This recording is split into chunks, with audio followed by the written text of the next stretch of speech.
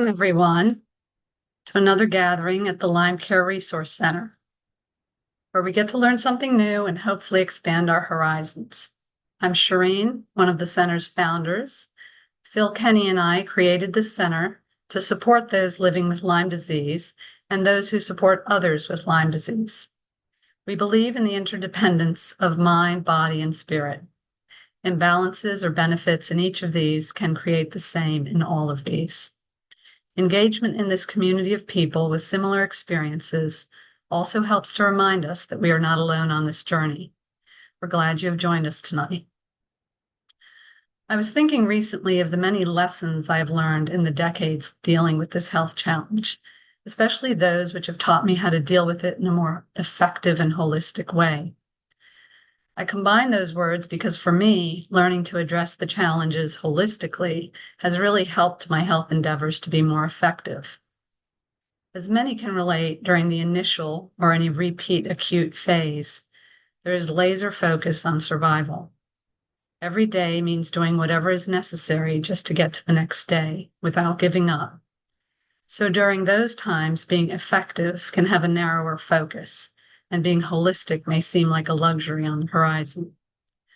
Fast forward, it's always good to see that acute phase in the rearview mirror, even though it can still, at times, ride shotgun with the amygdala. Over the decades, I've been able to improve my relationship with these unwelcome travel partners, Lyme disease and POTS.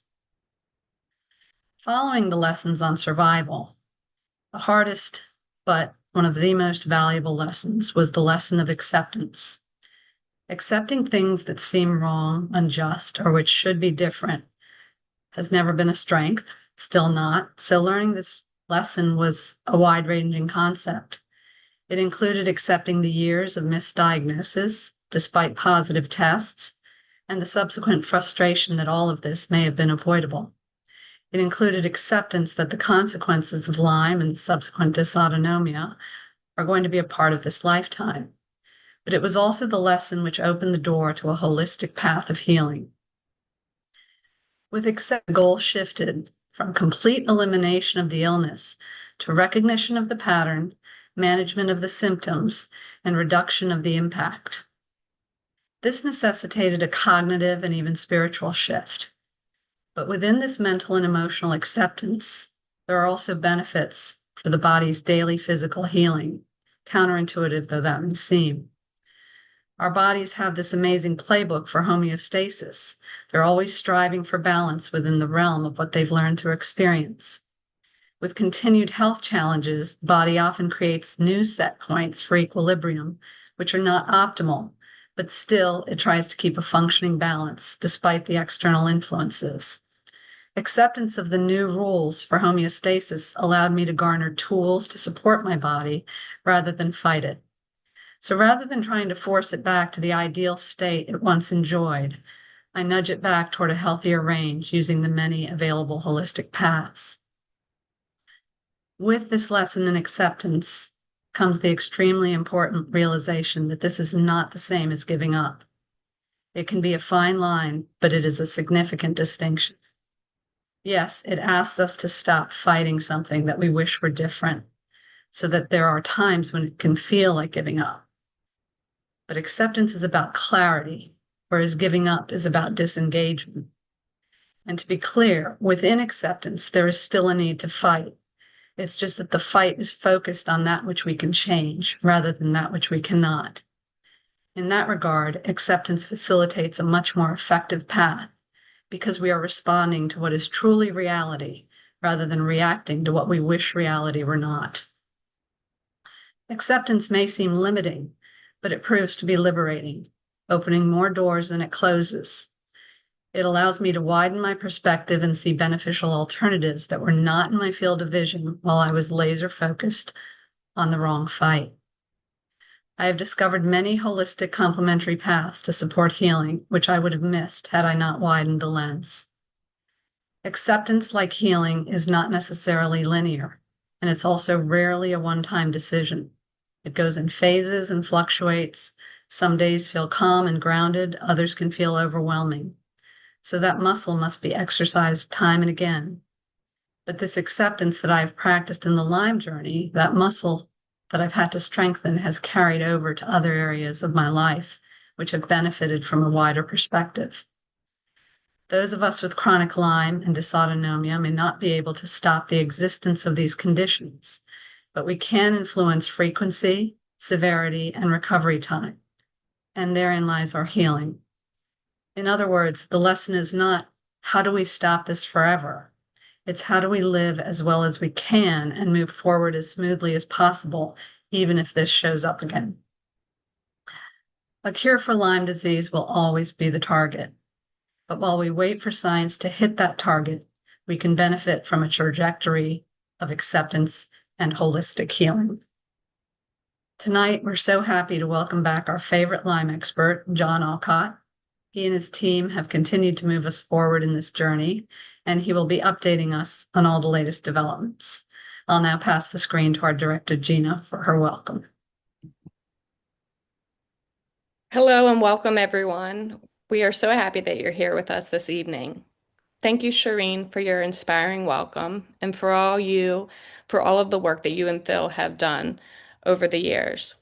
So many amazing people have rallied. Eric, Michelle, Nancy, Allison, and countless keynote speakers who generously give back their time and talents. It's what makes the Lyme Care Resource Center so special. The team effort of good people who share a passion and desire to help others. Shireen's message of mind, body, spirit healing, of acceptance, of shifting perspectives, of thinking outside the box, engaging the fighting spirit, these are all things that many people living with Lyme and healing from Lyme can relate to. There are times that we're thriving and overcoming, and there are times where we're challenged and we're faced with much uncertainty. And this is when it's so important to lean into others for strength, for encouragement. And it's why we're here today. We want to be here for you. We care about you. And I think it's really the essence of why we're all here tonight. And I want to say to everyone, thank you for signing on to this live stream. I'm proud of you for making time. I'm proud of you for being present and choosing to do something that can positively impact you and others. We hope tonight's event provides you with education, new knowledge, resources, and hope. In a moment, I will be transitioning to Dr. Aucott's presentation, facilitated by Nancy Doherty, who leads up the education, outreach, and consulting for the center.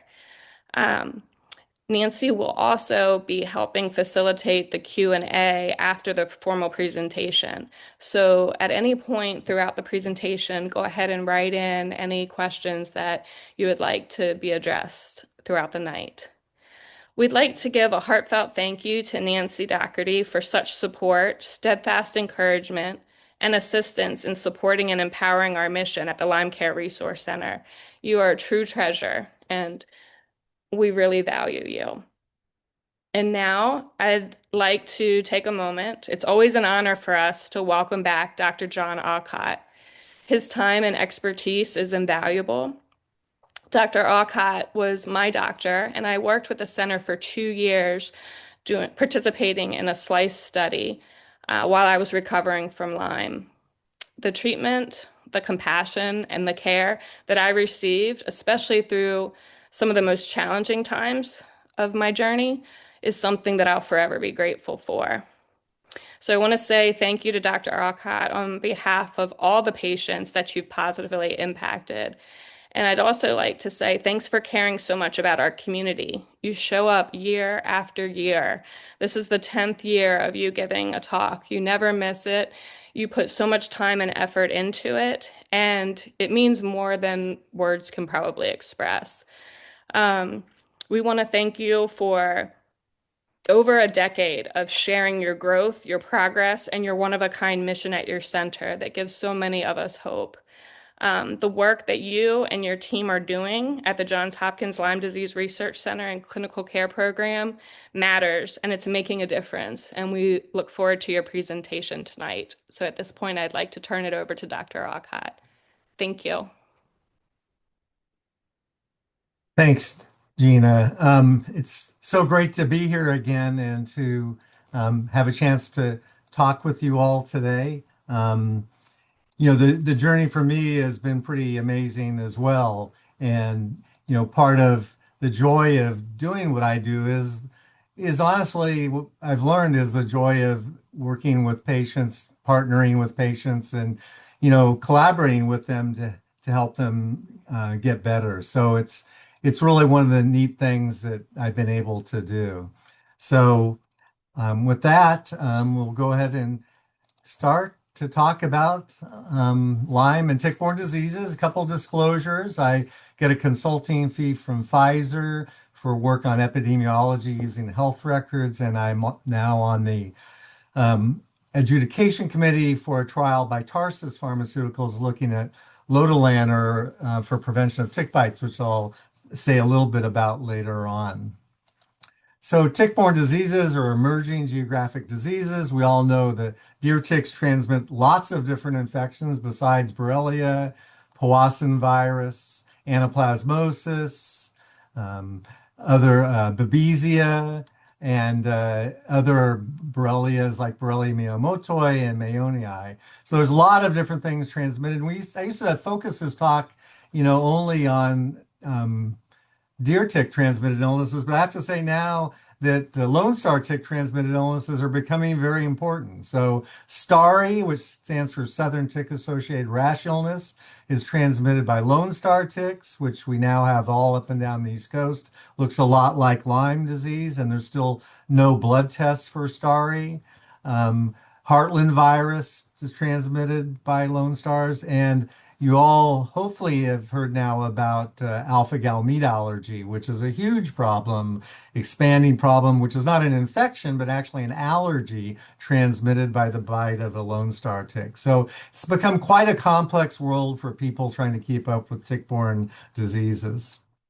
This paper just came out a couple weeks ago when I was reviewing for this talk, and it talked about the prevalence of alpha-gal antibodies in people who also have a positive Lyme test. And what this study showed was that, the alpha-gal transmitted by Lone Star ticks seems to be more common in people with Lyme disease that have been bitten by deer ticks. And so why would there be a higher prevalence of alpha-gal when it's transmitted by this tick in people that have a disease transmitted by that tick?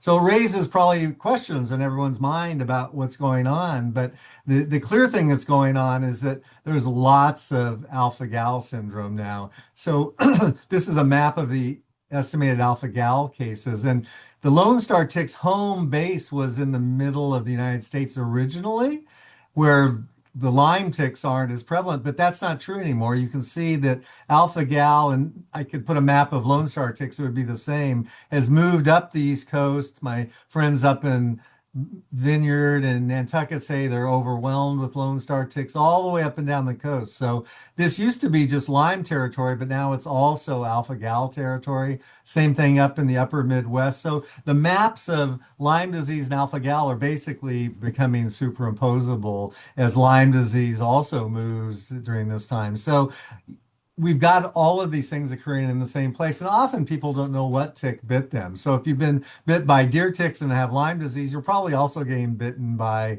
Lone Star ticks. So it's a word of caution that these emerging infections, Lyme disease and alpha-gal, are really taking over the middle and eastern half and upper half of the United States. This is our map Lyme tracker on the Bloomberg site that we run with the Bloomberg School of Public Health, Frank Curio, and looking at cases of Lyme disease. And you can see the cases here up and down the East and upper Midwest. But what this shows is that it's starting to merge in the middle. And the number of cases is still challenging to count. The CDC counts around 90,000 in 2023, but it's clearly more like 500,000. And so counting cases still is a challenge. The CDC changed the way they count in 2021, but they still aren't able to count them all. And so we've tried to innovate with other ways of counting cases.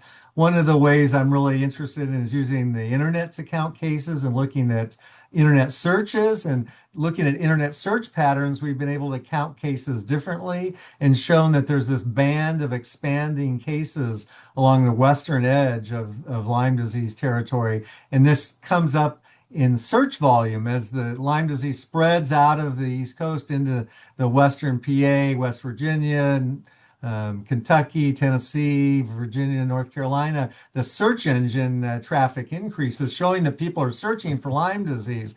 And so we think this is an early warning indicator. And what it's showing us is Lyme disease relentless movement out of the coastal East Coast, down west, down south, and same time up in Minnesota and Wisconsin, moving down into Michigan. In Ohio, where I trained at Case Western Reserve, is in the anvil of ice between these two expanding epidemics. And pretty soon it'll just be a continuous Lyme disease band. There's really no barrier for the spread of Lyme disease in the entire kind of east of the Mississippi. So, and not good news on expansion of Lyme disease. It's an ongoing process year after year. So how do we prevent Lyme disease? Ticks are small. This is the famous poppy seed muffin advertisement. There's poppy seeds here and also ticks. And the question is, can you see them? If you hone in here, you have to look hard. And if you look hard enough, you'll see poppy seeds, but you'll also see nymph stage ticks. Very hard to see. So personal protection, in other words, seeing ticks on you, is definitely worth trying, but it's hard. You know, if you have a little nymph stage tick behind your knee or in your back, it's a tough chore to see that without somebody else's help. So personal protection is important, but looking for ticks alone isn't going to do it. There's some new things on the horizon I want to update you on. One is the Lyme disease vaccine, which just finished their phase 3 trial, looked at over 9,000 people aged 5 to 65. It's a 3-shot initial series with a year later booster. And the protection in that just reported recently was 73%, which for a bacterial vaccine is kind of not unexpected. You don't get nearly as good a protection for bacterial vaccines as you do for viral vaccines. So based on that, Pfizer Valneva plans to seek FDA approval. But I will say it's not going to be the end-all answer. There's going to be a continued need for prevention measures beyond the existing personal protection, beyond the vaccine if it's approved. It's kind of an all-hands-on-deck situation where you really want to do all the things you can to prevent Lyme disease, just like you do all the things you can to prevent car accidents. Some of the other things coming out actually are very interesting. Besides the vaccine that you see here, there's a passive antibody that's being produced by a company that's in earlier phase 2 studies where you get injected with the pre-made monoclonal antibody. So it's not a vaccine. The antibody is pre-made. It gets injected and gives passive protection over, approximately a year. So you get one injection at the beginning of the Lyme season. There's also this drug I mentioned, lotilaner, that I'm involved with the company on, where you actually take a pill that is in your blood and tissue for several months that kills any tick that bites you before it can transmit most tick-borne diseases. So that has the advantage of not just protecting against Lyme disease, but also several other tick-borne diseases. It actually kills the tick. People are also working on tick vaccines, although those are much further behind and really have a long way to go, where this lotilaner is actually coming into trials soon, hopefully. So I'm going to transition now to some clinical. We're going to switch from prevention to clinical. This is the diagram of the stages of Lyme disease that you may have seen before. You get a tick bite. The bacteria multiply in your skin and cause a round red lesion that never looks like this perfect artist's depiction, plus or minus flu-like symptoms of fever, achiness, and fatigue. And if you don't treat it, the rash actually goes away without treatment over several weeks as you're developing antibodies. So the antibody response helps control the rash, but doesn't get rid, unfortunately, of the bacteria that spread during those first few weeks, so that 10 to 15% of people will relapse or develop neurologic disease in the first month or two after infection.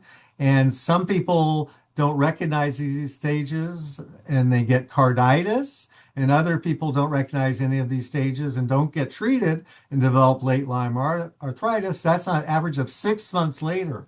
All these stages represent active, untreated Borrelia burgdorferi infection in the skin and tissue. So these are all the signs of untreated active infection. This is what I call textbook Lyme disease that happens all the time, but it doesn't account for all the types of Lyme disease that people get. Many of the people on this call, I'm sure, had a type of Lyme disease that didn't fit this textbook series of events. I tell people, patients don't read the textbook. They don't know that they're supposed to go through these stages, and they may not have the stages or not recognize them. So a lot of what we're going to talk about tonight isn't textbook Lyme disease, but the other kind of more difficult stages of Lyme disease. I am going to spend a little time, though, on the rash, because I think it's really important to know that we're not looking for the Target department store ring within a ring. People usually think it's a spider bite because it looks like this. It's round, red, or reddish blue, and doesn't have the Target department store look. And so people often think this is a bug bite or spider bite, and it's not, because it's round or oval or red and is occurring on in a time of the year when we see most of the acute Lyme disease, which is in May, June, and July. And the appearances can be quite variable. These are all PCR-proven cases of Lyme disease, and they vary everything from target lesions to bruise-like lesions to blistery lesions, but every single one of them is oval or round. That's the distinguishing characteristic. One of the themes tonight I'm going to be talking about is the multidisciplinary nature of our work now. And one of the multidisciplinary themes that I'm going to be talking about that has become a big part of our center is distinguishing how men and women and males and females manifest Lyme disease, how they're diagnosed and treated. And this is the first pearl, is that male erythema migrans are typically larger than females. And so that women tend to have smaller lesions. And of course, the diagnosis is based on the lesion being bigger than 5 centimeters to meet the quote criteria. And so women are less likely to have that 5 centimeter size early on. And so one of the first pearls is, women present differently. Their rashes are smaller than men's are. African Americans also are a challenge to diagnose the skin lesion because the red rash is harder to see in dark-skinned people. This was a case report we presented where this patient went undiagnosed for 2 or 3 visits because people didn't look carefully and the rash doesn't jump out at you when it's in dark skin. And again, here that doesn't have the classic target ring within a ring appearance.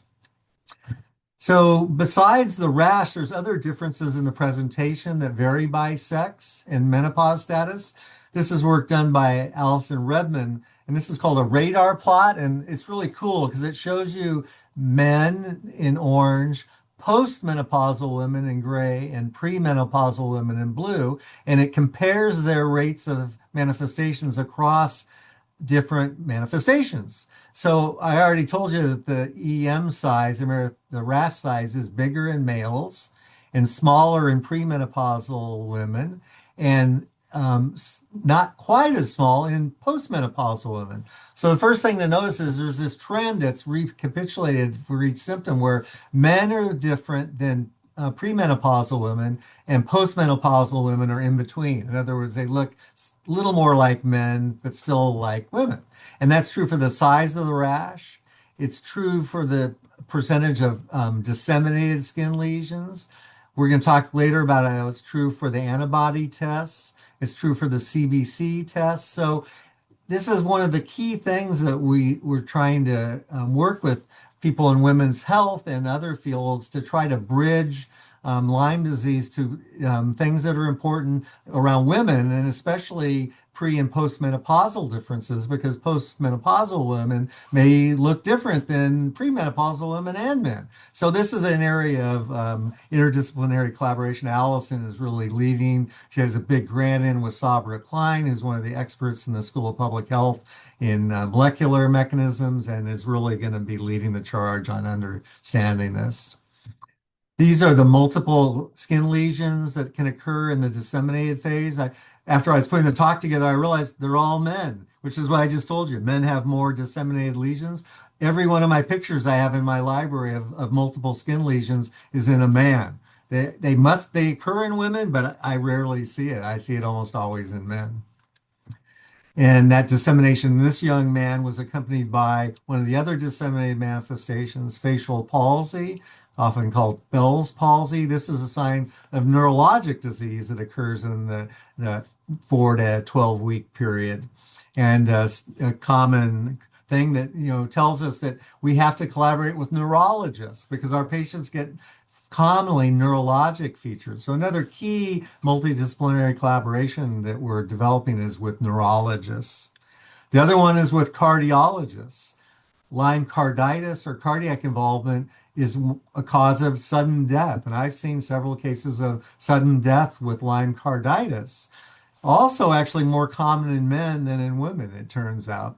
And this is an important manifestation of Lyme disease that requires collaborations with cardiologists. So we've started a collaboration with a cardiologist in Canada, Dr. Branchek, and one of his colleagues here at Hopkins, Dr. Singalani. And so cardiology is now being brought into the fold to address the cardiac manifestations of disseminated early Lyme disease.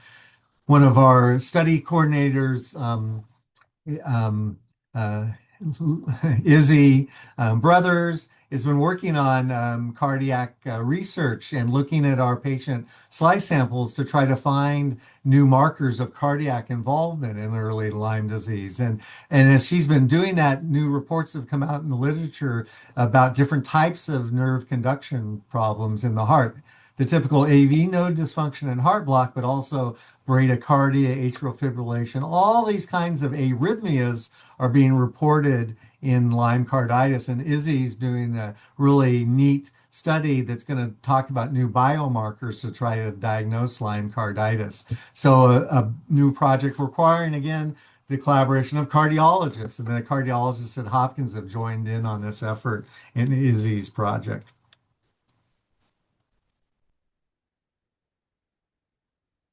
So I'm going to talk next about diagnosis. Brian Fallon and the Clinical Trials Network physicians a year or two ago decided that, the current classification system for Lyme disease is difficult to use. You all probably know that. The research classifications don't work well for patients, and the research classifications that we've traditionally used actually don't work all that well for research because they're specific, which means narrow, which is good for highly defined cases, but not broad enough to capture all the kind of cases, certainly not all the cases we see in the clinic, but also not even all the cases we want to enroll in research studies. So we embarked on coming up with a new research classification criteria for Lyme disease in what we're now calling infection-associated chronic illness studies. And I'll tell you, it was not easy because to come up with case definitions that encompass the broad tent of patients that are out there is tough. And we spent a year or two beating up each other over, and then we came up with something that's unbelievably cumbersome because we didn't want to eliminate people. We wanted to include people that hadn't been included before, people with partially positive serology studies, people with rashes that weren't quite big enough, people whose rashes weren't documented by a healthcare provider, but might have a picture on the patient's cell phone. So needless to say, it was a complicated thing, but I show you this just to show you we're trying. We're trying to come up with case definitions that are broader, more inclusive for our studies, and we recognize that any research classification is not going to encompass the broad tent of everyone that's suffering from chronic Lyme disease. The blood tests, we would love it if they would save us this effort of coming up with broad, difficult case definitions and we'd have a blood test. But the bad news is we still don't have a blood test that works in all situations. And you all know the limitations of blood tests. The two-tier testing system is still out there. It's got the first tier ELISA and then the second tier Western blot, although more and more that Western blot's being replaced by a second ELISA in the second tier. That's called a modified two-tier test. So it's an ELISA and then a different ELISA as a second tier. It still has the crazy differentiation of IgM for people less than 30 days ill and IgG for people more than 30 days ill, which is very cumbersome to use. But it doesn't generate the bands anymore. So it's actually less information for a clinician because all you get is a positive or negative in the second tier. So that's called a modified two-tier test. More and more institutions are using that because they're easier to run in the big reference labs and they're frankly less expensive. So you're going to be seeing what are called modified two-tier tests a lot. I'm going to skip this and go on to how well do these modified two-tier tests work?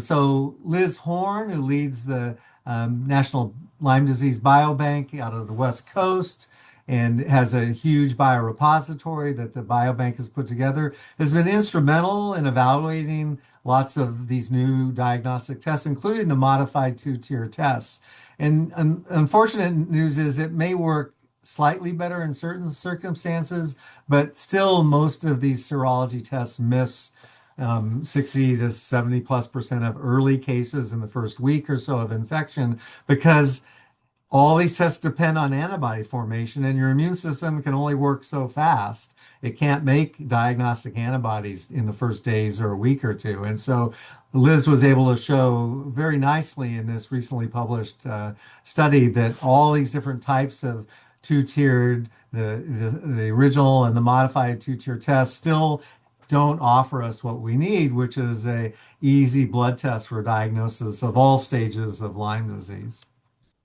Allison, again, looking at sex-based differences, have also showed that these antibody tests look different by sex. So in men, the ELISAs, the IgM, and the IgG are more likely to be positive than in postmenopausal women and more so than in premenopausal women. So that same tiered effect where premenopausal women are the least likely to have a positive ELISA, least likely to have a positive IgM, and least likely to have a positive IgG. Postmenopausal women are better and men are the best. And we've had previous studies that have shown that it makes a difference that if you have, if men have 6 bands on their IgG and women have 4 bands, the woman's Western blot's going to be considered negative and the man's positive.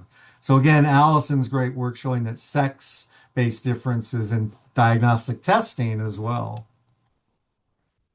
There is good news on the horizon, though. I have to say there are many more companies participating in diagnostic testing research now than there were when I started in the field 15, 20 years ago. There's an awareness of the importance and the magnitude of the problem. And so new companies and investigators are getting involved all the time. This is a preprint of mixed immunoassay, which was done based on research by Monica Embers and our biobank, looking at different antigens. And then they used machine learning to classify the best antibody responses and to come up with a machine learning created algorithm to come up with an antibody test that looks to be much more sensitive and much better than the existing tests. So this is Monica Ember's work, Holly Ahern, and again, you see our biobank and Liz Horn's biobank. Without these biobanks and samples, none of these diagnostic tests can be developed or brought to market. But this team is going to try to bring this to market. And it shows how AI and machine learning can help us find better ways to do diagnostic testing. The other area I'm excited about is the peptidoglycan work of Brandon Jutros' team at Northwestern. Peptidoglycan is part of the cell membrane of the bacteria. This peptidoglycan, this molecule that's in the wall of the bacteria, turns out to be a potential diagnostic marker. And it's already been published that it is a marker that can help diagnose Lyme arthritis because it's present in the synovial fluid, even in patients that have already been treated with antibiotics. So potentially a biomarker of patients that have already been treated with antibiotics that still have evidence of Borrelia antigens in their tissue. Whether it's present in tissue beyond the joint is suggested by this subsequent paper by the Jutros team, where the marker can be seen in the liver. This is a mouse model, suggesting that this peptidoglycan may be in other tissues and organs and may present a diagnostic way to find persistent antigen in patients with persistent Lyme-associated chronic illness. So a novel hypothesis and one that's going to be tested, and we're very excited about being part of that in the future potentially. So now we're going to transition from diagnostic testing to treatment. So this is the standard treatment for Lyme disease. We all know that standard treatment. Many commonly used antibiotics don't work for Lyme disease, like quinolones, Z-Paks, and first-generation cephalosporins. And IV antibiotics, even though they're used less these days, they're still used in a referral clinic like ours. We use IV antibiotics on a regular basis because we see complicated patients with neurologic disease and difficult to treat Lyme arthritis. Just today, I put a patient on IV ceftriaxone for an undiagnosed case of Lyme neurologic disease. So IV ceftriaxone still has a role in specific types of disseminated late Lyme disease. Generally, the treatment and prognosis of Lyme disease is twofold. One is it's often very good and it definitely works in a lot of patients. But as you all know, in 10 to 20% of patients, antibiotics don't seem to restore patients to their long-term normal health. And that illness is been called a lot of things. The names for this illness change every year or two. They vary everything from in the early era, and patients were totally discounted. They were called minor late symptoms. Then they were called chronic Lyme disease by Sam Donta, then post-treatment Lyme disease. We've used post-treatment Lyme disease as a narrow research definition, but we totally are on board that for the broad group of patients that have all the manifestations of Lyme-associated chronic illness, that's not adequate. In fact, we've started to use terms like long haul Lyme or Lyme infection-associated chronic illness. Some people are using persistent symptoms associated, persistent Lyme disease. But the overall theme is Lyme disease is associated with chronic illness and conditions that are impactful and significant, and they occur in a lot of patients. They occur in some patients even after treatment, but they occur in other patients that don't know that they have ever been treated. They just present with these chronic, difficult to understand symptoms and illness. And that's been called chronic Lyme disease. In the research world, we still call it post-treatment Lyme disease because we want to use research case definitions. But again, this does not encompass the broad scope of all the patients suffering from Lyme-associated chronic illness. I did this word map recently because my team right now, in a collaboration, part of our multidisciplinary collaboration I'm going to tell you about, we're working with medical psychiatrists and psychologists, and we're trying to debunk the use of all these psychosomatic terms that, even though they're not in the literature to be associated with Lyme disease, I'll tell you they still are used by uninformed physicians that still attribute the chronic illness of Lyme disease to a psychosomatic or functional or depression or neurotic or all these terms that I put in this word map, not to popularize them, but to point out what we need to get away from. And so we're actually writing an article now, a review article, trying to show people that these are not appropriate terms. And the reason I know they're not is because, again, because of a multidisciplinary collaboration. This is Dr. Glenn Treisman. He's a medical psychiatrist. He's worked in the HIV/AIDS clinic for 30 years. And working there as a medical psychiatrist, he knows what psychosomatic illness is. He knows what functional illness is. And he told me from the minute I started collaborating that post-treatment Lyme or chronic Lyme is not a psychosomatic illness. Psychosomatic illnesses are distinct clinical entities. As a psychiatrist, he knows how to diagnose them. That's what he's an expert in. And our patients don't have psychosomatic illnesses like conversion disorder or malingering or pseudo seizures. They have an underlying pathophysiology that's complex and heterogeneous, but it's not a primary psychiatric illness. It's more related to other features like autonomic dysfunction or musculoskeletal neurologic inflammation. And the range of symptoms that our patients report are certainly colored by their personalities and life experiences, but they're not the function or the outward growth directly of depression or life experiences, even though those color them, and depression isn't an adequate explanation. And this is coming from a career full professor of psychiatry. So what we've led us to is that, that chronic Lyme, post-treatment Lyme is an example of a multi-organ system illness that's affected by numerous things, including dysautonomia and other features that I'm going to go into today to show you where our multidisciplinary collaborations are going while we try to debunk that this is a psychiatric illness.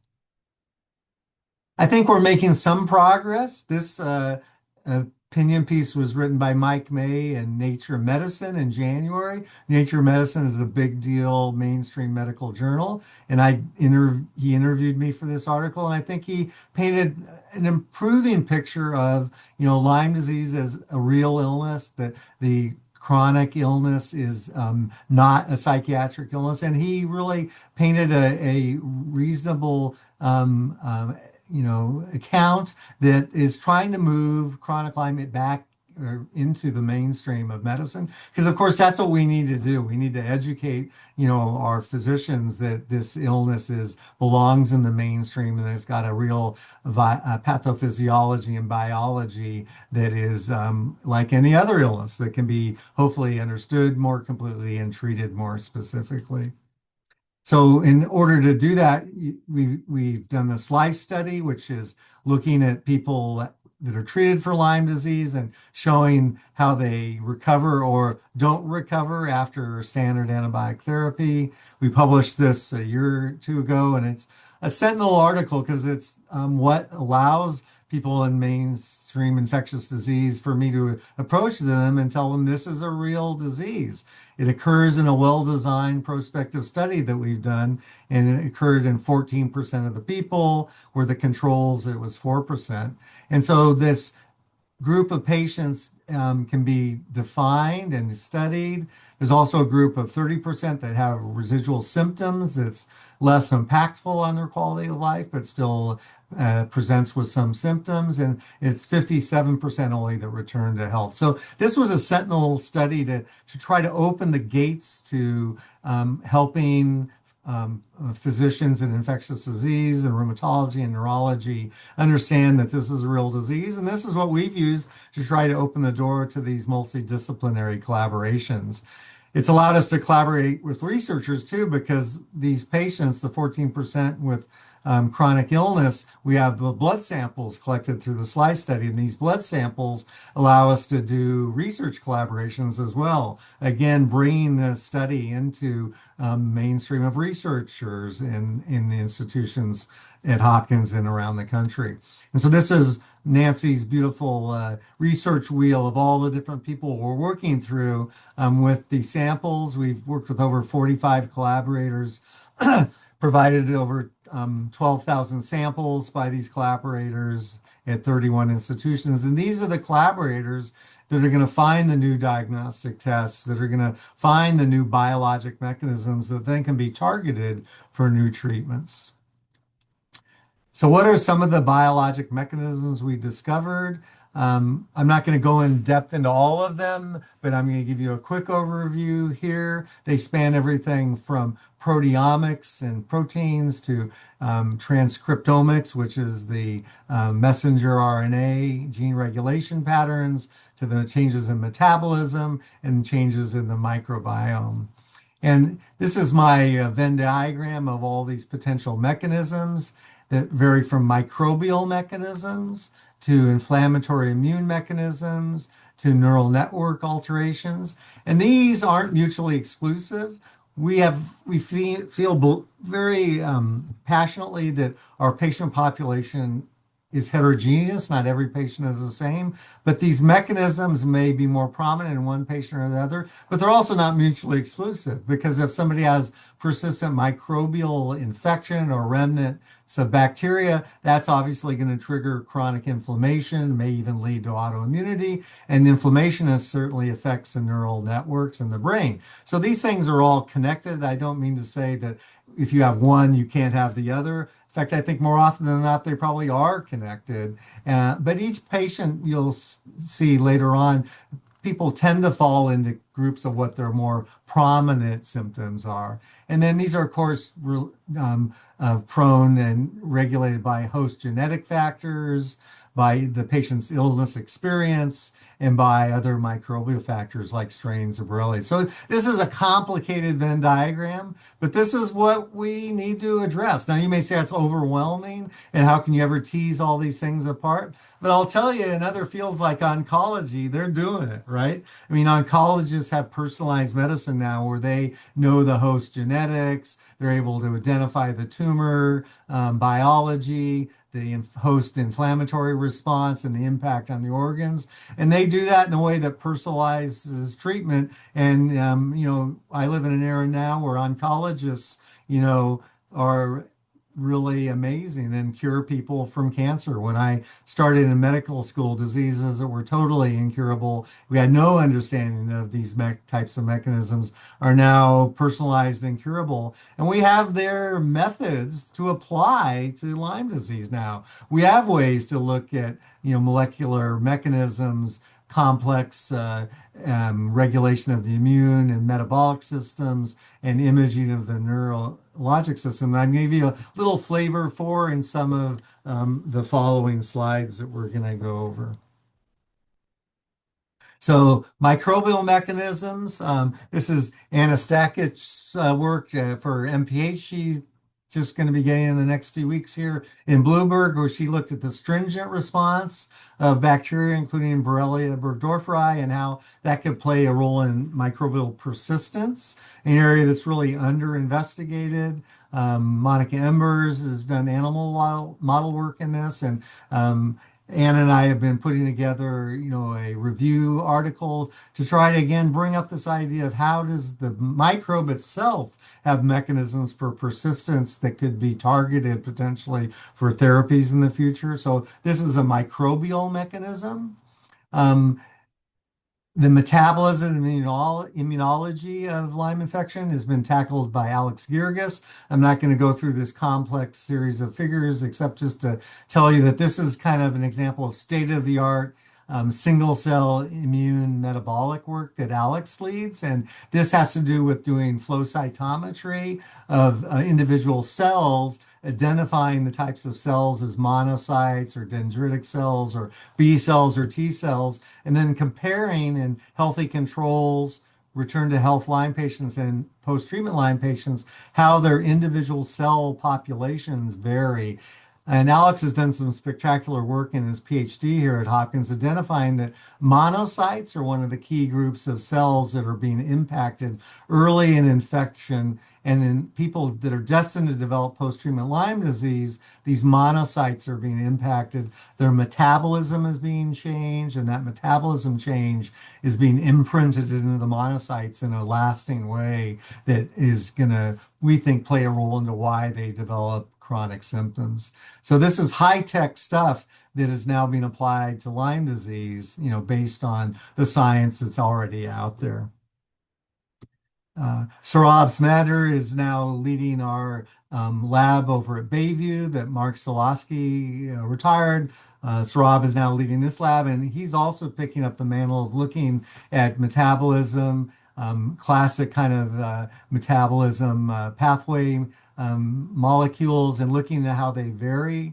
This is succinate in post-treatment Lyme compared to controls and how the levels are different. And then looking at how that is related to gene regulation regarding the succinate metabolic enzymes, succinate receptors, again, trying to tease out why do some people go on to develop post-treatment Lyme, chronic Lyme, and others return to health. And we think the key may have to do with these metabolic pathways and then their impact also on mitochondrial energy metabolism. This is all linked into the mitochondrial energy metabolism. So again, these are areas that require collaboration with basic scientists. Rob's a PhD, Alex is just getting his PhD, and we're starting to attract these world-class scientists and diving into the mechanisms like energy production and mitochondrial dysfunction.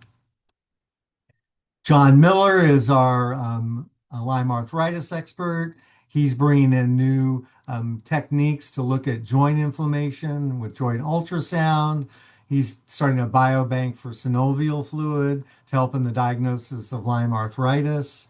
John's also looking into autoimmune inflammatory arthritis after Lyme disease and using medical records-based studies to look at how people after Lyme disease in the blue line have higher rates of inflammatory arthritis. This would be like rheumatoid arthritis or psoriatic arthritis compared to the orange line, which are people that had the flu, influenza. So after the influenza, the rates of these inflammatory arthritis are not elevated, where they're tenfold higher in people that have Lyme disease. So why is that? Because we see Lyme disease messes with your immune system. And so autoimmune illnesses like inflammatory arthritis, rheumatoid, psoriatic arthritis, Lyme disease may act is one of the triggers that causes this increase in inflammatory arthritis. So again, many different mechanisms here, from microbially driven mechanisms to metabolism to inflammation and autoimmunity.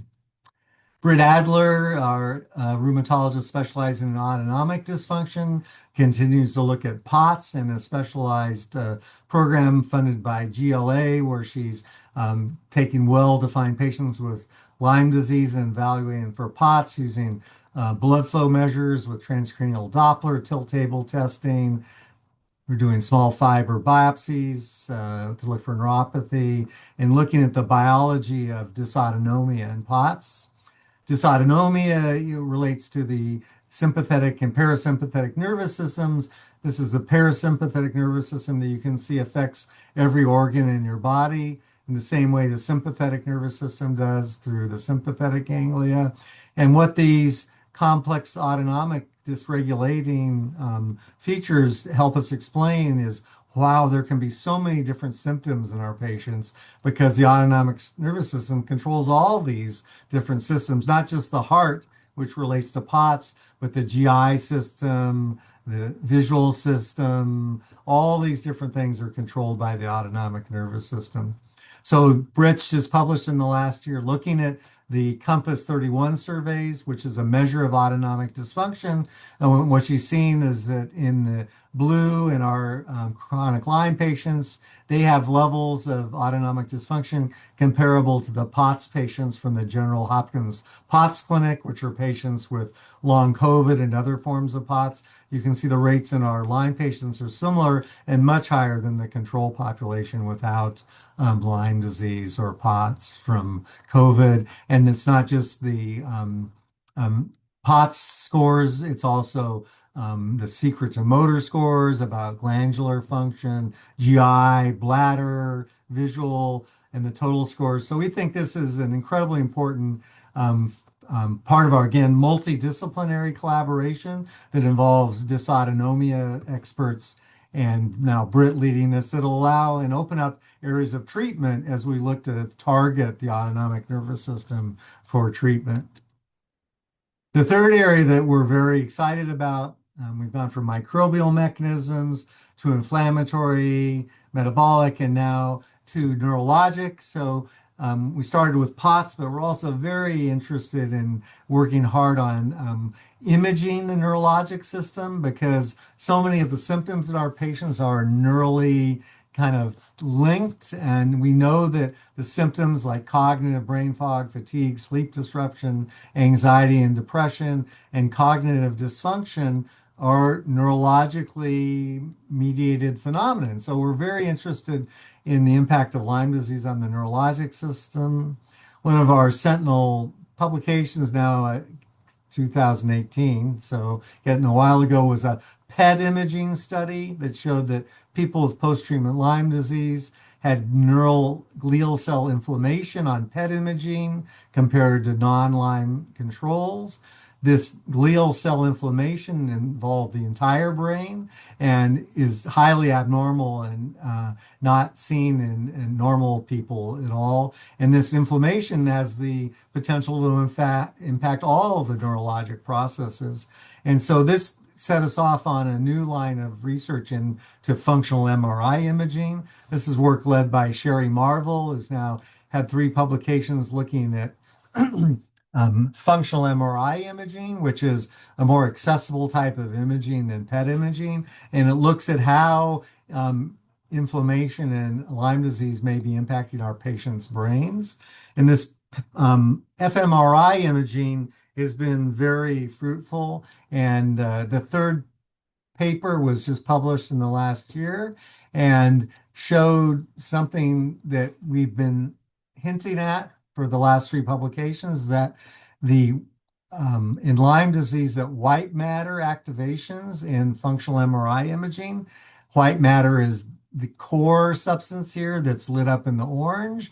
These are all the different sections, that the white matter signals that are highly abnormal are present in the people after Lyme disease, but counterintuitively are seen more in the people that are destined to recover from their Lyme disease. So just pause for a second. You know, we normally think about bright things on your brain in an MRI as being bad, right? Like in MS, if you have enhancing lesions on your white matter, that's bad. And we assume that's what we'd find in Lyme disease. But you know, Sherry's got a new dogma that nothing ever works out the way you think it will in Lyme disease research. It always surprises you. And this was the biggest surprise ever. These white matter lesions are actually good. The more white matter lesions you have after you're recovering from early Lyme disease and treatment, the better off you do. And so this plot shows the white matter lesions plotted against improvement in quality of life measured by the SF-36. The more white matter lesions you have, these are the white matter enhancing or bold lesions, the better you do. So it totally made us rework our understanding of what's going on in the brain in Lyme disease. The brain's being impacted, but not in a way that it's damaging the brain that you can see on MRI. It's impacting it, but what we're seeing is actually the healing response to the insult. And so the healing response is showing up by increased blood flow during the fMRI task, and it's actually a good thing. So quite startling and surprising, but this has now been shown in 3 studies. And what it tells us is we have to rethink what's going on. It tells us the brain's being impacted by Lyme disease, but it's telling us that the key thing is some people heal that and some people don't. If you heal it, you're destined to return to your health. So this was yet another example of breaking down the silos. I'm going to end with this breaking down the silo multidisciplinary theme, because everything we learn about Lyme disease in the last decade is that you can't follow the old paradigms of sticking to your assumptions, sticking to your own narrow field. You have to break down those assumptions and break down what we call the silos. You know, if this is infectious disease and this is rheumatology and this is neurology and this is psychiatry, we can't live in these silos. We have to work together to understand our patients' problems. So this is one of the reasons why. So this is back to Alex Girgis, our PhD student, who's also a computational scientist and knows how to do big data computational work. And I asked him to take all of our patients and look at all their symptoms and to see if he could cluster our patients into different subgroups. And using computational big data methods, he was able to come up with 6 clusters of patients that shared common symptom complexes. So the symptoms, you can see fatigue, ocular disequilibrium, infection type symptoms, mood related, musculoskeletal, and neurologic. The more this line is to the right, the more of these symptoms they have. And you can see the 6 clusters have different patterns. And so if you map that out on a heat map, you can see group 5, which is this group here, has a lot of symptoms in every domain. So this group has tons of symptoms. And we think this is actually the group that is focused where the key may be dysautonomia. But they're different than group 3, which has a lot of fatigue and cognitive symptoms, right? That's so yellow and green are the high, I'm sorry, and blue are low in the heat map. And then group 1 has more musculoskeletal pain, and that's the John Miller type of patients. But when they come to our clinic, we don't know which group the patient's going to fall into until we investigate them. So we have to have a multidisciplinary approach, because the approach for one patient may be to focus on dysautonomia.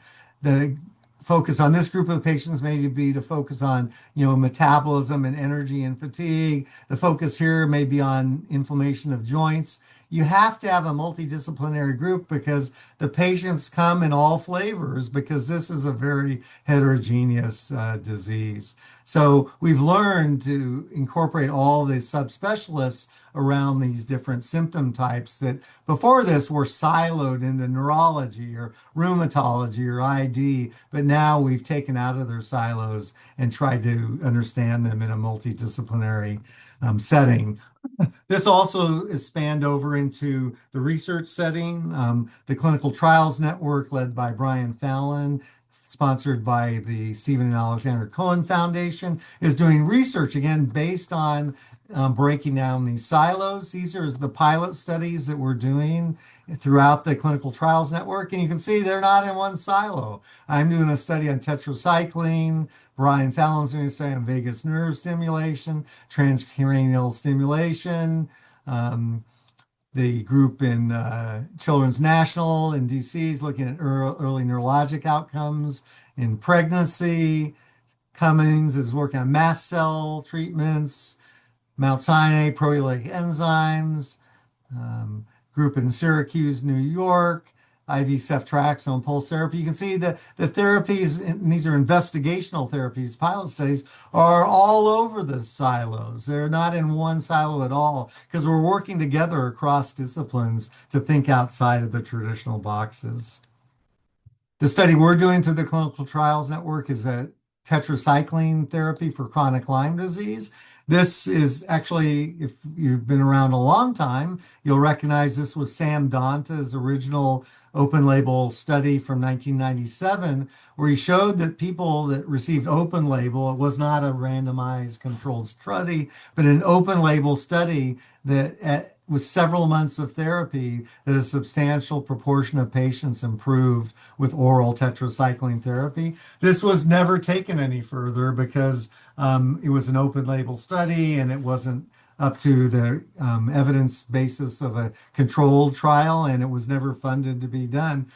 So we were able to get funding through the Cohen Clinical Trials Network and an anonymous donor to fund taking on this study to look at oral tetracycline. But again, we had to be kind of agnostic and break down some barriers because we don't really know the mechanism of tetracycline.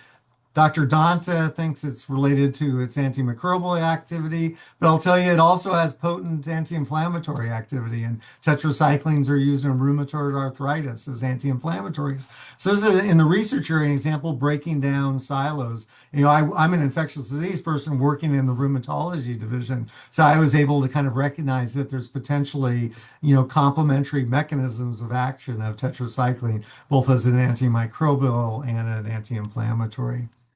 The other study we're doing here at Hopkins that broke down serious barriers is, We're working with the people in the psychedelic center in the psychiatry, and Al Garcia and his group. We're working on a study that's been published looking at psychedelics. And I love Al's title for this slide. It's, Beyond the Mind, Psychedelics to Heal the Body. And they were saying that this dichotomy between the mind and the body is totally artificial, right? The psychedelic that we use in the study isn't some mysterious thing that's only affecting the mind. It's got a biology. It affects the body. It affects neurotransmitters. It affects inflammatory markers. It's got numerous biologic mechanisms that impact the mind, because the mind is just the output of the brain. So there's no reason to create a dichotomy between the mind and the brain physiology. So we've published this now. This was a first study ever of a psychedelic in chronic Lyme. This was a pilot study that showed that with 2 sessions of psilocybin, that at the baseline visit, whether you looked at total symptom burden or depressive symptoms or sleep or fatigue, that all these symptoms improved in the follow-up visits. So they went down after the psilocybin therapy. This was maintained up to a year after the psilocybin therapy at baseline. And then if these got better, and then if you look at function, which you want to get up, you want function higher, right? So it goes in the opposite direction. Their mental and physical function improved. So those went up, improvement in function as symptoms went down. And these were all durable over a year of therapy. So an example of a biologic treatment that impacts the mind and the brain, improves symptoms, improves quality of life. And our plan is to take this pilot study of 20 participants and now expand it with a full-fledged randomized trial. So I'm going to end up with how the multidisciplinary approach works in our clinic. I have already hinted that it has to require people from multiple disciplines, and it has to work to break down these stereotypes of, what part of the elephant you're looking at. I'm a Lyme expert, but we're working with people that see long COVID, people that work with chronic fatigue. We work with dysautonomia and small fiber neuropathy and POTS people, because each part of the elephant's probably just one piece of the entire organism of the patients that we're seeing. And so we put together this multidisciplinary clinic with all these different subspecialists. We started a pilot clinic Wednesday afternoons where we literally all meet in one clinic, and believe it or not, 4 or 5 physicians meet with the patient simultaneously. So I work with an arthritis specialist, I'm infectious disease. We have a POTS dysautonomia person, a neuropsychologist, and we actually interview the patient together and allow them to get out all aspects of their illness before we figure out what the best approach is to their illness. It's been a really dramatically instructive exercise for us and for the patients. The patients really appreciate the chance to get the multiple perspectives, and it's turned out to be a great model for how to approach patients in a multidisciplinary way. And we hope it's a model that we can export to other places. It's again breaking down this illusion that medical illness and psychiatric illness is separate, and that these silos can't be a barrier to holistic care. We love this cartoon. We do face insurance barriers. The cartoon is your insurance company has only authorized me to take out one of your arrows.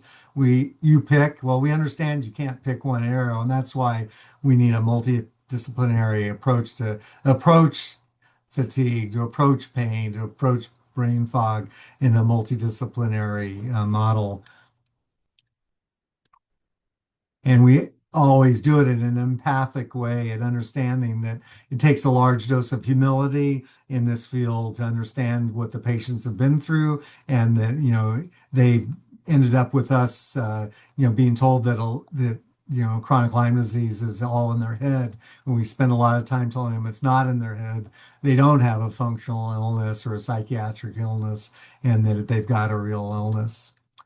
So I've gone over a lot of stuff today. I wanted to save some time for questions, but just in summary of what we're seeing, vast improvements We're trying to educate people about the rash and that it's not always a bullseye. It can be hard to see in dark-skinned people. It may be smaller in women.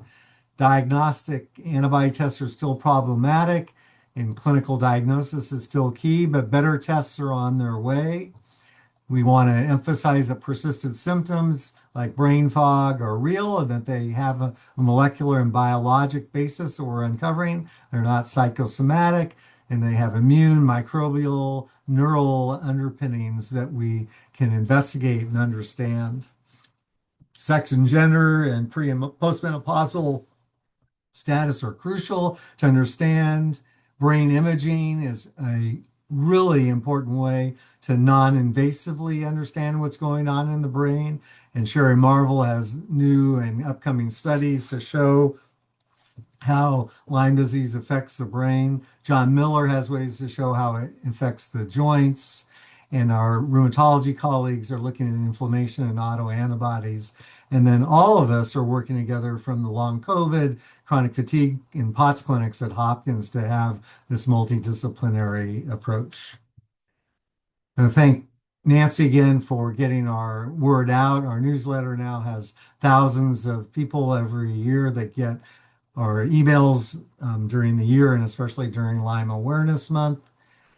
And we have an extensive library of educational material, including videos on our YouTube channel, the Room YouTube channel. Our top 4 videos have over 1.3 million views, and are vast source of education, as is our website, the Hopkins Lyme website. And so those educational things are out there to try to constantly educate physicians and providers.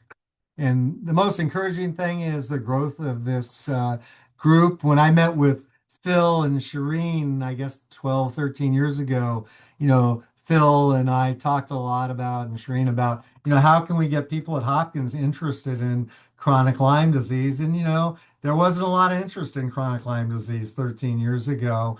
And I have to give Shireen and Phil and Gina credit for being persistent and courageous to support us. And, I have to say it's paying off. This is our retreat this year. This is the size of the Lyme group at Hopkins now that's working on Lyme disease. And that's a lot of people. These are laboratory people. This is a Lyme dedicated fellow who's dedicating the 3rd year of her fellowship to work on Lyme disease, specifically after completing a rheumatology fellowship. And we have faculty. We have Britt Adler faculty, Allison Redman, John Miller, Sherry Marvel, John Zentelman, and Mark Slosky, emeritus faculty. There's a lot of people at Hopkins that care a lot about understanding what's going on in persistent Lyme illnesses. And we have found answers, and we're gonna continue to find them. And obviously we couldn't do any of this without the funding that we started to get. It started all with philanthropic funding.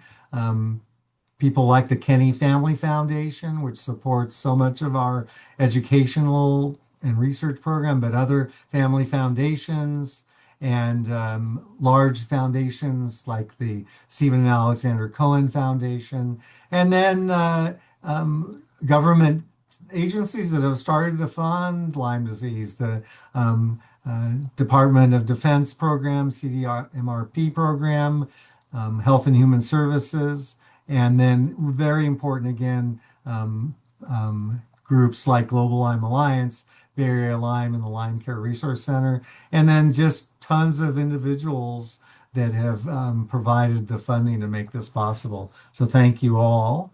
And this is the group again around Hopkins that's doing all this work. Hopkins is a huge place. It encompasses the main hospital campus, our lab at Bayview, the School of Public Health, our collaborators at the Applied Physics Lab, and then my office at Green Spring Station where we see patients. So this is a diverse network across the whole institution. And here's some more resources that I'll leave up for you to jot down if you want to while we're answering questions, I'll make a pitch for our rash hotline. We're looking, for patients are allowed, can call the rash hotline if you have an active rash to see if you can come in to be seen for rash identification. And that's the hotline. And then our websites and slide study sites that are all resources again for you to have. And I think, yeah, that's the last slide. I'll leave that up, Nancy, while we answer some questions if you want.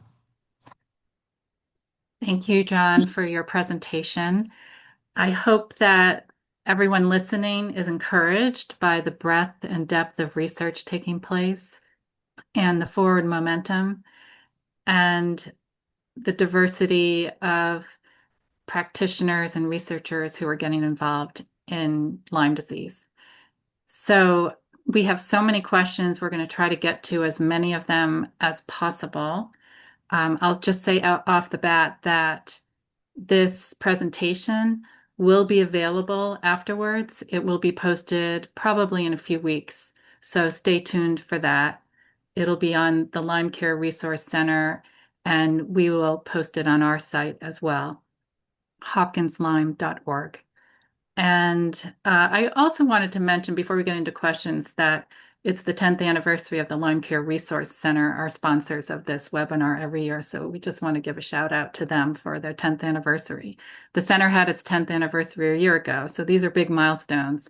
And the collective effort is really helping push this forward momentum for the Lyme disease community.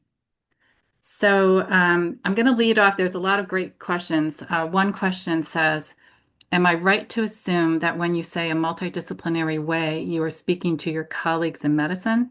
Patients can barely find a single doctor to take them seriously currently. So, we're quite privileged at Hopkins to be able to have this multidisciplinary clinic. Honestly, it's funded by a gift from a donor. And it actually, when we open the clinic, it's not even just medicine. We have a thoracic surgeon that comes to the clinic who treats people with hyperhidrosis, which is an autonomic dysfunction of the sweat glands. We have an ENT surgeon who treats patients with acoustic hyperamplification of tinnitus and hyperacusis. So we actually have surgeons that come to this clinic. So it's a true multidisciplinary clinic. I have to be honest, though, it's only possible because of a grant from a private family foundation. But we're doing it as a demonstration clinic to try to show people that it's worth it to do. And we invite guests in. So it's a clinic also where we invite guests in from Hopkins and outside the institution to sit in and learn from the clinic. So it's also a teaching clinic as well. I mean, my dream would be that we can create a business model that it could be self-sustaining without a grant. But for now, in the pilot phase, it's funded through a grant, and we're teaching people. Sometimes the clinic's so crowded that there's no seats left in the conference room. There's so many people that have come to see what we're doing. So I'm really excited about it, and it's got everyone. I mean, it's got surgeons, medicine, psychiatry, two nurse practitioners, a neuropsychologist. It's quite a group of people. Thank you. There's several questions about diagnostics. I'm going to group a few of them together, so bear with me. The first question is there a way to tell if you still have bacteria after treatment? What about tests for post-treatment or chronic Lyme, especially if there had never been an initial test done? And if serology IgG stays positive after an initial case of Lyme, how is the second case of Lyme detected? Okay, so good questions. So the Holy Grail is demonstrating bacteria post-treatment because we rarely, if ever, get tissue, right?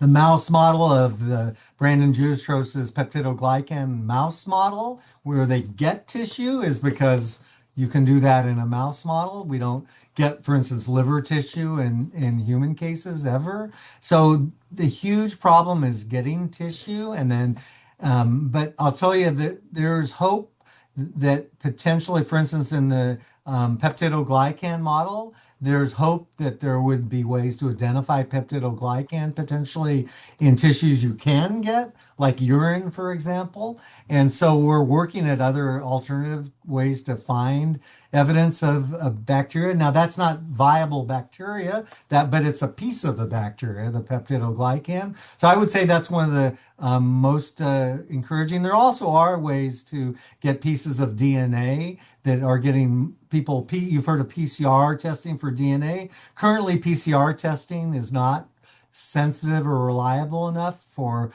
testing, but the scientists for PCR testing are getting better all the time. And so there is the hope, that's the holy grail, that a PCR test that demonstrates not the antibodies, but the actual bacteria. So if your PCR shows DNA of the bacteria, that means there's bacteria around. And that type of test is what we really want. It's called a direct diagnostic test for the bacteria itself. It's not just measurements of antibodies, which people have because of immune system memory.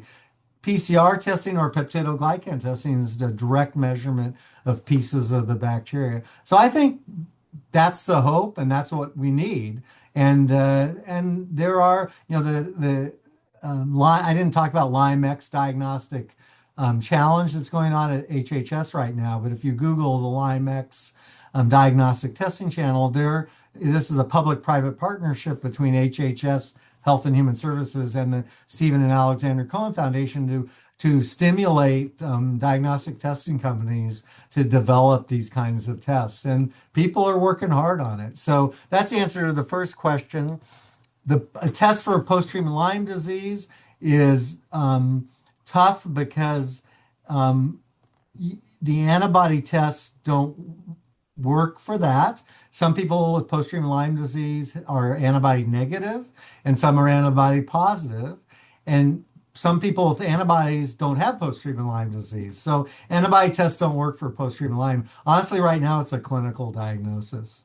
You have to establish the storyline of when they got sick and the circumstances. It's getting harder to do now after COVID, because I just saw a patient the other day that had Lyme disease and was sick after that, but then got COVID and got sicker.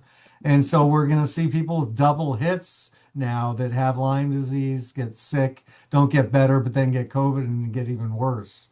So it's going to be a tough thing to unravel. I suspect it's always going to be mostly a clinical diagnosis, and then finding the organs that are being dysfunctional and then targeting the therapy. For instance, if you make the diagnosis and then show that they have POTS or dysautonomia, then we can target that therapy at the POTS. If you show that they have persistent inflammation, we can target the therapy at the persistent inflammation. If eventually we get a test that shows they have peptidoglycan, we could target that. If we can show they have mitochondrial dysfunction and metabolism alterations, there's definitely ways to target that with drugs that affect metabolism. So I think that's what the future will be, individualized and depending on what targetable part of the illness that person has.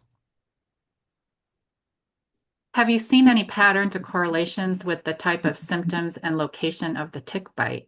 Example, bite on the head, scalp presenting more neurological symptoms, or leg knee bite with arthritis knees? So I think the one area where we do see it is with neurologic symptoms. So if you get a bite in your armpit, you're more likely to have neurologic symptoms in that arm because the nerves go through your armpit. So when the infection's not treated in your armpit multiplying, you're more likely to get arm involvement on the side of the armpit, and maybe the same in the groin. And so, yes, I think for neurologic disease, sometimes that is a hint. Not for arthritis so much, because we think the bacteria gets to the joint through the bloodstream, so it gets to all the joints. The reason the knee's preferentially affected is probably because the knee has more previous damage to it, right? Your knees take a lot of wear and tear, so they already have a local environment that's predisposed to infection because of prior damage. That's my hypothesis, but it's definitely true that knees get involved way more than any other joint, and it doesn't matter where the rash was because it got to the knee through the bloodstream. How commonly or not do any or all of the following occur as sequelae to tick-borne disease, even after appropriate treatment with antibiotics?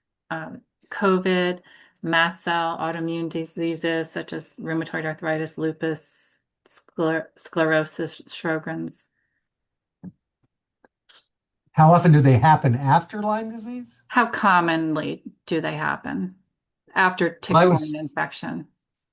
I would separate COVID out of the list because I don't think COVID is from a tick-borne infection, but certainly people get COVID from respiratory transmission, even though they've had previous Lyme disease. But I'm not sure having had previous Lyme disease is a huge risk factor for COVID, but we don't know. It's probably a risk factor for long COVID, though, because as I mentioned, if you get those two hits, they're both not good.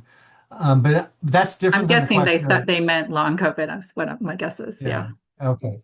But the other ones are all true. I mean, we see um, a fair regular number. I would say the number one thing we see is POTS and dysautonomia after Lyme disease, even treated Lyme disease, quote, standard of care treatment for Lyme disease. I mean, in our study, I showed you 14% of people had persistent symptoms, and a lot of those in our practice are related to dysautonomia. And then we also see people that have joint inflammation, and sometimes that triggers a classic autoimmune disease. And the classic ones we see are typically psoriatic arthritis, spondyloarthropathy, and rheumatoid arthritis.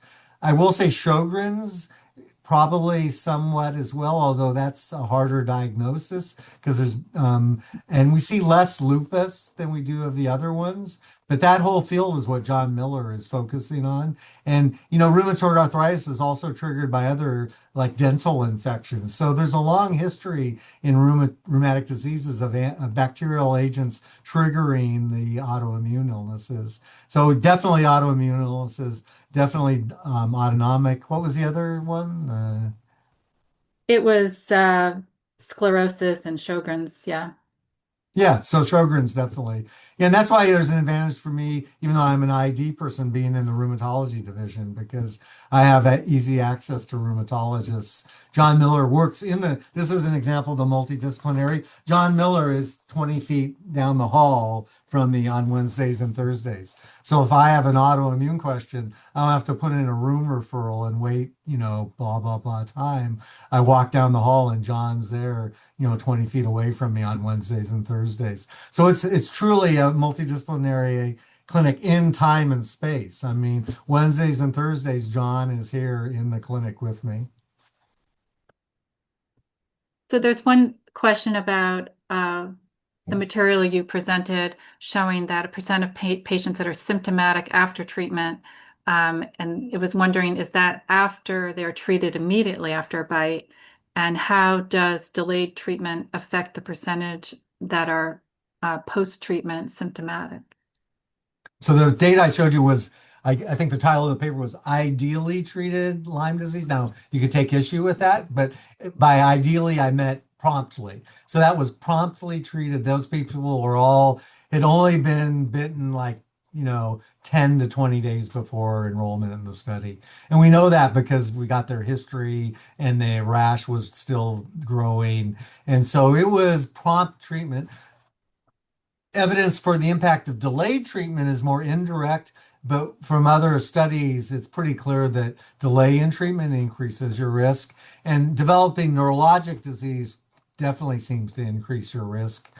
So in Europe, where they have a lot more neurologic disease, they seem to have a higher risk in the patients with neurologic disease. So yes, prompt treatment that prevents neurologic disease is very important.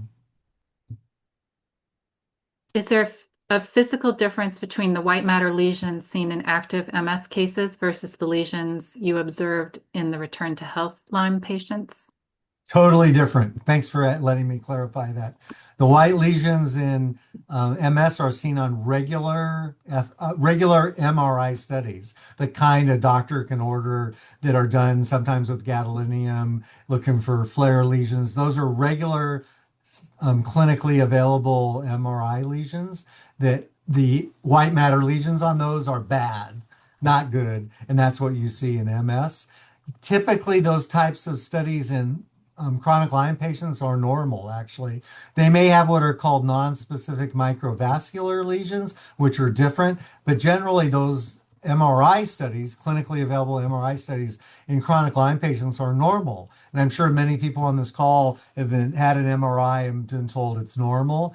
So these studies that I showed you are research functional MRI studies, which are totally different. They're not available, a doc can't order them. These are research studies.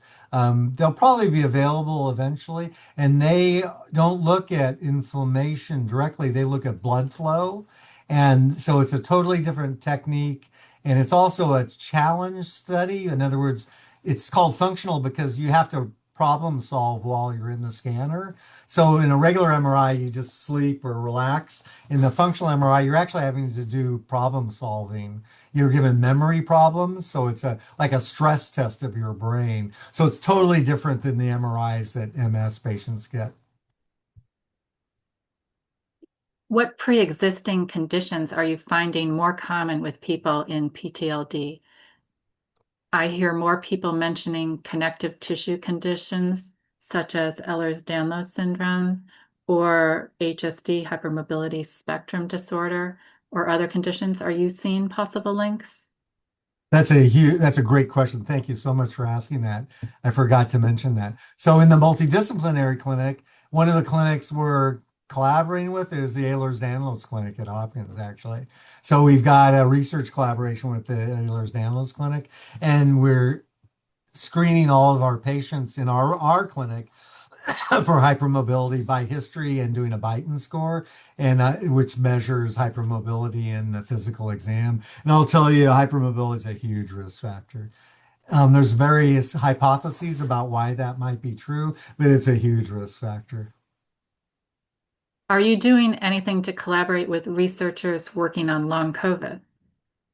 Yeah, so the long COVID team at Hopkins, one of them, Annie Antar, is part of our multidisciplinary team. And Sherry Marvel's doing right now an imaging study where one arm are long COVID patients and the other arm is long Lyme patients. So, the long COVID is managed by rehab medicine, ID, and pulmonary. And so we've got collaborators in all three of those divisions. And then Sherry's actually doing a study right now with them on imaging of the two groups. Is tetracycline more effective for established Lyme versus doxy? And when will your tetracycline study results be available? So Sam Donta feels strongly that tetracycline is better than doxycycline. He's maintained that for the last 25 years. And it's esoteric reason why. It has to do with protein binding and, it's higher doses. It's 3 times a day. So he has a lot of theoretical reasons, but he feels strongly that it's better than doxycycline. They're cousins, though. They share the same side effects, which are GI intolerance and sun sensitivity. It's a double-blinded study, and it'll be unblinded in June, and we'll start the data analysis in July and hopefully get it reported out before the end of the year. Okay, there's over 80 questions, so bear with me.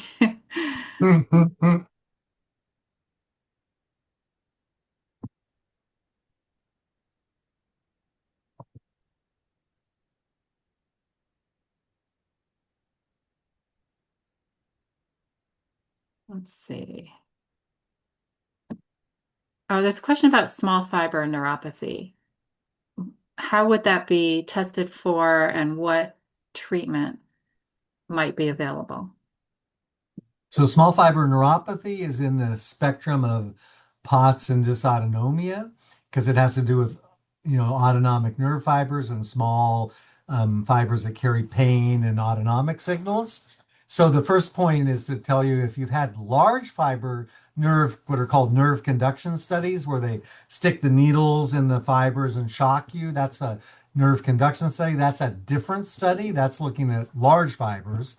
that are different than the small fibers. The small fibers are actually measured by doing a skin biopsy. It's probably a simpler test in a way because you don't have to have the discomfort of the needles that are stuck in for the large fiber nerve conduction studies. And it's a small fiber skin biopsy where they count the fibers on the biopsy. It was actually developed at Hopkins by Justin MacArthur, a neurologist here, for HIV, small fiber neuropathy. And so, again, an example of multidisciplinary collaboration. Justin MacArthur is the head of neurology here, is a developer of small fiber biopsies. And so we're collaborating with his people on doing them.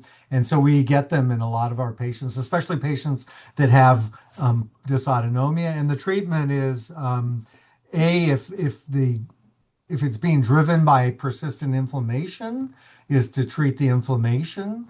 If it's being driven by other aspects of the dysautonomia, to treat that. Some patients, there are reports, we have not done this at Hopkins, but I believe there are reports of treating it off-label studies using IVIG, for instance. So there are specific therapies proposed for small fiber neuropathy. Controlling, managing the pain also is very important, which there are pharmacologic ways to manage the pain as well with medicines, basically. There's a few questions regarding how can you tell if your symptoms are driven from long COVID or Lyme? You can't, they look exactly the same. So you have to go. So I call it being Sherlock Holmes. When I see a patient, I say, I'm going to ask you a lot of questions and I'm going to go back, maybe 20 years in your history, depending on how the last time was you were well. And because it's being Sherlock Holmes, you got to figure it out. But you get surprising clues. Like if I ask the person, when was the last time you were healthy? And if they say 8 years ago, and I say, well, 8 years ago it wasn't long COVID because we didn't have COVID 8 years ago, right? But if it was 3 years ago, then I got to find out what happened 3 years ago. But you'd be surprised. Sometimes you'll say, well, yeah, I had this funny spider bite. I saw an urgent care center and it wasn't a bullseye, so they told me it was a spider bite. And then I say, well, can I see a picture of it on your phone? And they go, oh, yeah. And they show me a picture and it's Lyme disease. So there, Sherlock Holmes found the smoking gun, and I know what the answer is. But other times I don't. And so there is still a lot of uncertainty because we don't have a blood marker or biomarker, honestly, to tell. It's being Sherlock Holmes. There's a number of questions about using longer term antibiotics and could that be beneficial? And I think that ties into your tetracycline study. But Yeah, these particular because questions were about doxy. Doxy is pretty much the same as tetracycline. They're the same. It's their cousins. Sam Donta thinks it's inferior, but it's the same class of agents. I mean, those drugs are used long term for acne and skin conditions. It's off-label therapy though. So if off-label is a drug that was never FDA approved for the condition. So off-label therapy is quite common in medicine because you can't do a double-blind placebo-controlled trial for every indication for a drug. And so it's especially true in pediatrics. My wife's a neonatologist, and about half the things they do in the neonatal intensive care unit are off label because you can't do randomized controlled trials in neonates very easily. So they have to use things that were approved for other indications using medical wisdom and judgment to treat neonates. That's called off-label therapy. So that's done in medicine all the time. It needs to be guided by good medical judgment and discernment, but it happens all the time. So doxycycline and tetracycline have a limited spectrum of FDA-approved indications. I don't think they're approved for acne, for instance, and they're really only approved for short durations of therapy. So when I wanted to test 3 months of tetracycline, I actually had to get an FDA approval to do the study. I hold the investigational drug application for 3 months of tetracycline because that's not an FDA approved duration of therapy. That's off label. It was never approved to be given to somebody for 3 months, even though dermatologists might do it all the time. That's an off label indication. So to study it, I had to get an FDA investigational drug permit, which cost me an amazing amount of grief and paperwork to hold the permit through the FDA. But that's what we need to do because off-label use of antibiotics in chronic Lyme disease, as people probably know, is quite controversial. And so it's something that's may be difficult to do and is difficult to do because of the controversial nature of prolonged antibiotic therapy. But if you frame it as an anti-inflammatory, anti-inflammatories are often used for months at a time, right? Thanks. Here's a question. How would you change medical school curricula to optimize diagnosis and treatment of Lyme disease by future generations of doctors? Who should teach the next generation of docs, given how multidisciplinary Lyme is and how controversial? I know you can't answer that quickly, but That's like, that's like my dream thing to be able to fix. But I think it starts by, I like the idea of lumping these illnesses into the IACI group, infection associated chronic illnesses, because then that brings the multidisciplinary speakers together in a common theme, which are there's multiple infections that trigger an illness that looks pretty much the same. So this is deserving of a place in the curriculum, right? Because curriculum is all about ownership and who owns the different diseases. And right now, the silos own the curriculum. So you have to break the silo to get a piece of the curriculum. So I think you would break it by having a big enough group of people that could all come together around the different IACIs to justify getting a piece of the curriculum. thanks. So, does federal funding from the Kay Hagan Tick Act help support your clinical research center? So the Kay Hagan Tick Act is just a wonderful example of the good things the government can do. The Kay Hagan Tick Act funded centers of excellence around the United States to tackle a problem as a network. That is how problems are tackled and solved. So it's wonderful. It's a great model, but it has no application to what I do. It's a centers of excellence for ticks and epidemiology of ticks and the vector biology. So it's wonderful. It's absolutely fantastic to establish centers of excellence to understand ticks and tick ecology and mechanisms of ticks, which we need to understand. This is a tick-borne disease, but we desperately need the same thing to help the patients on this call right now. We have no centers of excellence funded and no networks of centers of excellence for treatment centers like the Hopkins Treatment, Clinical Research Center. That's what we desperately need. So the government can do it. They did it with the Kay Hagan Tick Act for ticks. We just needed to do it for people now. And maybe a tangential question. What would it take to sustain and or scale your multidisciplinary model at Johns Hopkins and perhaps nationally? It would take, we know how to do this, right? I mean, I'm really old, right? I was around when AIDS and Lyme both emerged at the same time in the late 70s, early 80s. I was a medical student and a resident. I saw the trajectory of both illnesses. I saw HIV/AIDS get enormous attention and enormous federal funding. And, it's not solved, but towards the end of my first career, my AIDS patients were healthier than my chronic Lyme patients. And I saw the chronic Lyme patients get totally ignored and not funded. And so we made no progress for the first 20 years with chronic Lyme disease I'm talking about. So it can be scaled. We know how to do it. We did it with AIDS. We did it with cancer. We do it with a lot of things. It just takes focus and effort and funding. And it's by setting up networks where people can collaborate. Philanthropy can do pilot networks like the Cohen Treatment Trial Network through the group that Brian Fallon's leading, but philanthropy can't generate the kind of resources to make that go on for decades, right? And the kind of money it takes to have, full-fledged centers of excellence around the country, which is what we need. We need centers. I mean, how many centers of excellence for orthopedic care are there in your city right now? I promise you, if it's like Baltimore, there's more than you can count on one hand, right? How many centers of excellence for oncology? They're great. It was wonderful. Patients have numerous options. How many centers of excellence at academic medical centers are there for Lyme disease? I'll let you answer that.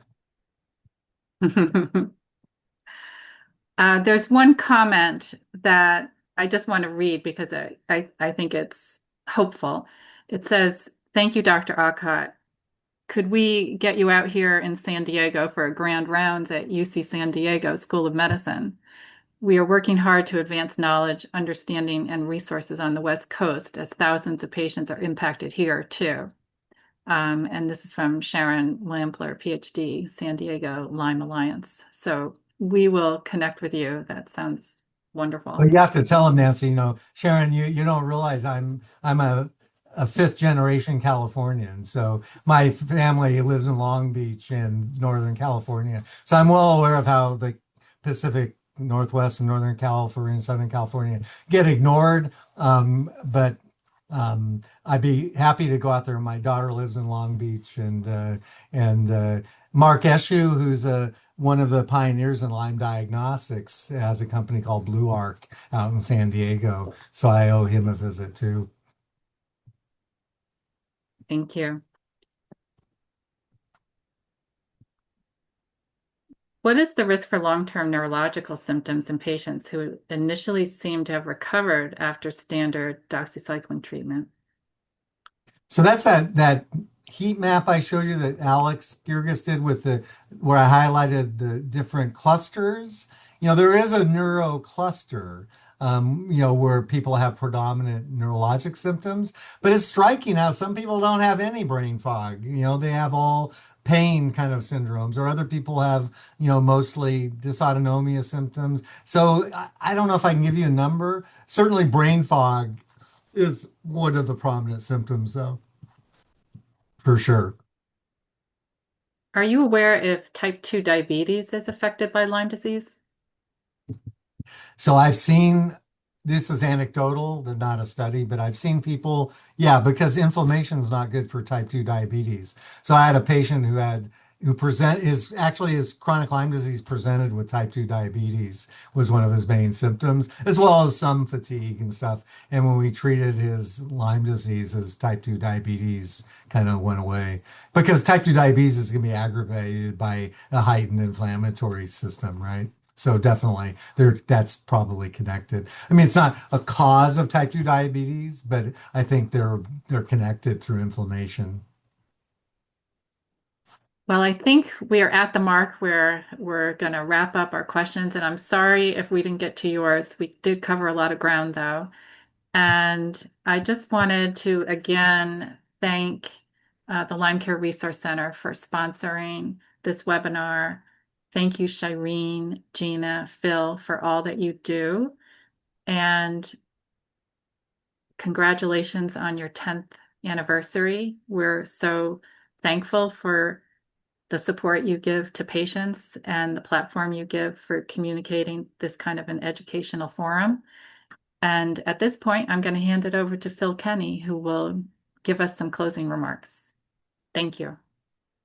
Thank you, Nancy. And John, thank you so much for this information. I'm totally blown away by what you have accomplished over the years, but especially this last year since your last presentation, and we talked in Baltimore. So thank you, John, for everything that you do, and thank your team.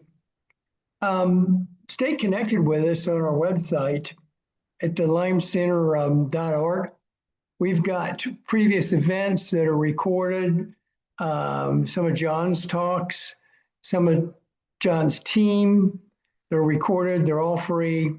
We have brochures that you can order online for tips on coping with hope of Lyme disease that we put together. And if you would like to donate, you can send a donation in or donate online. Send it to Post Office Box 112, Moncton, Maryland, 21111. This is our 10th year anniversary. Lyme disease is our, May is our celebration of Lyme disease. And we're having a fundraiser, so 50% of anything that you folks send to us will be doubled. In addition to that, the total amount will be split 50-50. We're going to send a check over to John and his team for their continued research. So feel free to donate either online or directly at the post office box there. If you want to make a donation in honor of a friend, family member, let us know and we'll send them a note that you did that in their behalf. Thank you so much again, John and Nancy, for joining us tonight. Gina, Shireen, thank you as well. Eric in the background, thank you. Folks, thank you so much for joining us tonight, and blessings to you and your family. Good night.